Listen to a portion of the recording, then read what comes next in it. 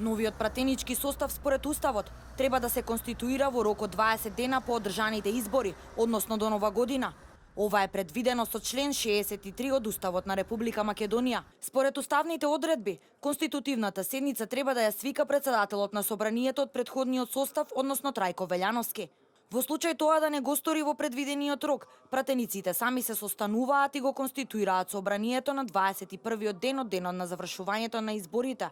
По формирањето на новото собрание, председателот на Република Македонија Ѓорѓе Иванов е должен во рок од 10 дена, односно до 9 јануари, мандатот за состав на владата да го довери на кандидат на партијата, односно партиите што имаат мнозинство во собранието. После тоа мандатарот во рок од 20 дена од денот на доверувањето на мандатот пред пратениците поднесува програма и ги предлага министрите за новата влада.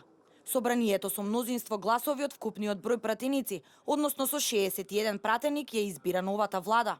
Доколку сите рокови максимално бидат искористени, новата влада Македонија треба да ја добие најдоцна до крајот на јануари.